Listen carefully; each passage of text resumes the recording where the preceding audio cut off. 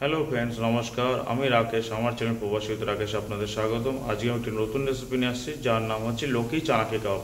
তো চলুন আসুন দেখে নেওয়া যাক লৌকি চানা কাবাব বানানোর কী কী উপকরণ লাগবে। যেমনটা দেখতে পাচ্ছেন, লৌকি চানাকি কাবাব বানানোর জন্য লৌকি নিয়েছি, কিছুটা মাত্রায় লাউ নিয়েছি, তার সেন্টার পোর্শনটা কেটে বাদ দিয়ে সাইডের পোর্শনটাকে আমি এইভাবে ডাইস ডাইস কাটিং করে নিয়ে নিয়েছি। আর তার সাথে আছে কিছু ওভারনাইট সোক করা চানা ডাল, যেটাকে আমি গতকাল রাত্রে ভিজিয়ে রেখেছিলাম।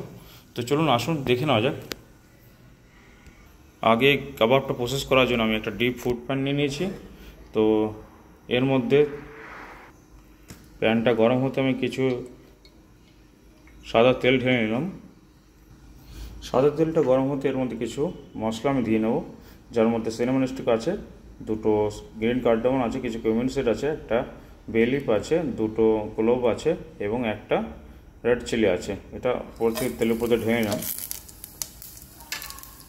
এটা হালকা গরম হয়ে আসতেই উপর থেকে আমি লাউগুলো কাটা লাউগুলো ঢেলে নিলাম।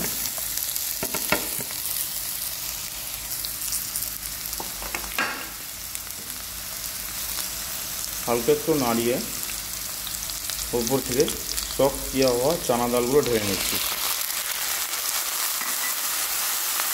চানা ডালটা ঢালার পরে আমি এর উপর থেকে কিছু, দেখতেই পাচ্ছেন, 2 পিস গ্রিন চিলি এবং কিছু করিয়েন্ডার, 3 পিস থেকে 4 পিস হলো গার্লিক হলো, আমি কিছু জিঞ্জার রাফলি কেটে রেখেছি, সেটা উপর থেকে ঢেলে নেব।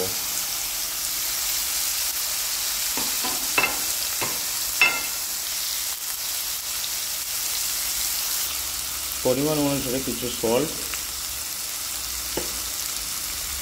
সামান্য কাশ্মীরি চিলি পাউডার, একেবারে সামান্য, কিছু টারমেরিক পাউডার, সামান্য মাত্রা করিয়েন্ডার পাউডার এবং 1.5 টিস্পুন রোস্টেড কিউমিন পাউডার ঢেললাম। এটাকে একটু হালকা ভুনে নিয়ে, এটাকে 2 মিনিটের মতন আমি ভুনে নেবো। এইভাবে ভুনে নিয়ে উপর দিয়ে গরম জল দিয়ে যতক্ষণ না ভালোভাবে ডালটা বয়েল হয়ে যাচ্ছে, স্টিল ততক্ষণ বয়েল করতে হবে।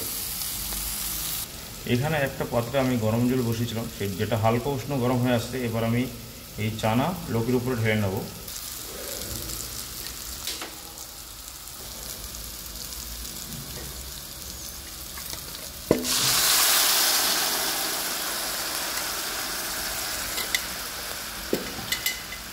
এবার লিড লাগিয়ে নিয়ে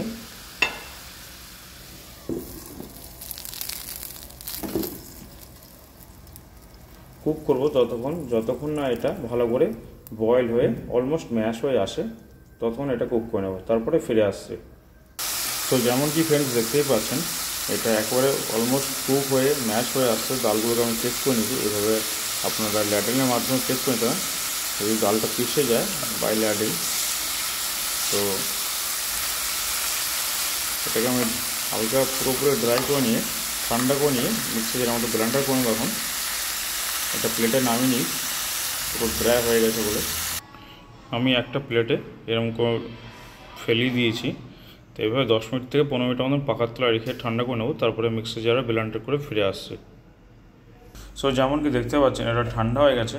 তবে এর থেকে আমি যে গোটা মশলাগুলো দিয়েছিলাম সেগুলো বেছে নেব, তারপরে মিক্সিতে ব্লেন্ড করছি। যেমন কি দেখতে পাচ্ছেন, আমি মিক্সিতে ব্লেন্ড করে নিয়েছি। এটা একটু লিকুইড ভাব আছে বলে আমি প্যানে নিয়ে আবার একটু ড্রাই করে নিচ্ছি, তারপর ফিরে আসছি। যেহেতু লাউ, তাই লাউয়ের মধ্যে অনেকটা মাত্রায় জল থাকে। সেই জলটাকে ড্রাই করার জন্য আপনাদের এবার ড্রাই করে নিতে হবে প্যানে নিয়ে।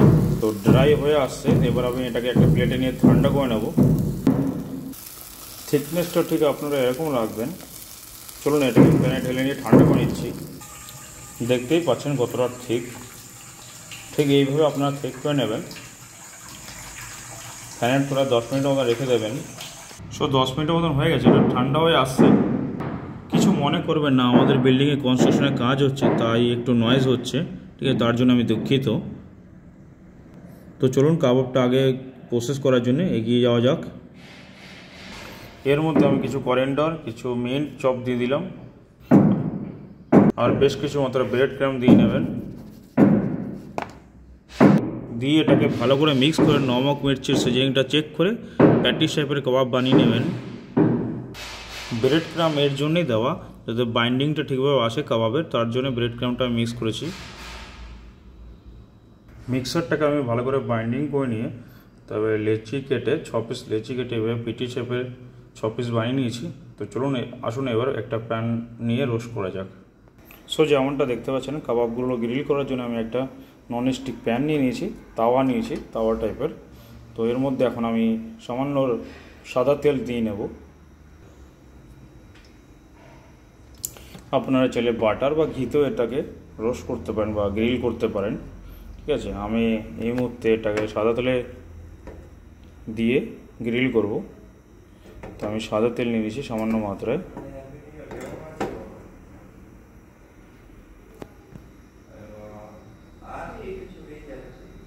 সো এখানে প্যানটা গরম হয়ে আসছে, তেলটাও গরম হয়ে আসছে, তাই প্যান বলাটা ভুল হয়েছে আমার। তেল গরম হয়ে আসতে আমি কাবাবগুলো এবার ঢেলে নিচ্ছি। হালকা তেলে বা হালকা বাটার বা ঘিতে আপনারা এটা গ্রিল করে নেবেন। কালারটা দেখতেই পাচ্ছেন, সামান্য কালার দিতে হবে যেহেতু এটা অলরেডি কুক। সামান্য গ্রিল করে এপাশ ওপাশ প্লেটিং করে নেবেন।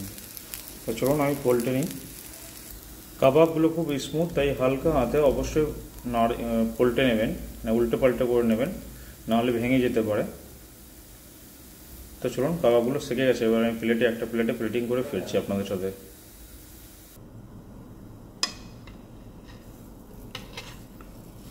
সফট এবং নরম বলে আমি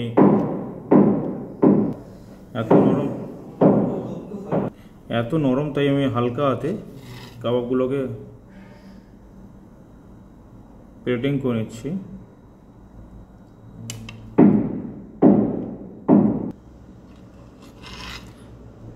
সরি, আজকে আপনাকে আগেও বলেছি আপনাদের বিল্ডিংয়ে কনস্ট্রাকশনের কাজ চলছে, তাই একটু নয়েজ হচ্ছে, তাই মাঝে মাঝে আমাকে ক্যামেরাটা অফ করতে হচ্ছে, ঠিক আছে।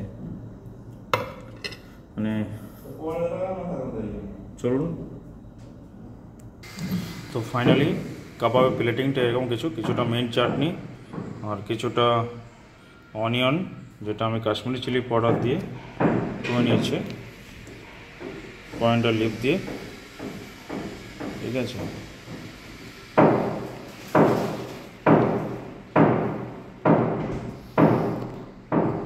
যদি আপনাদের এই রেসিপিতে কিছু ভালো লাগে থাকে তাহলে অবশ্যই আপনি একটা লাইক দেবেন এবং আমার পাশে থাকবেন, তবে আমি নতুন কিছু বানানোর জন্যে উৎসাহিত হই।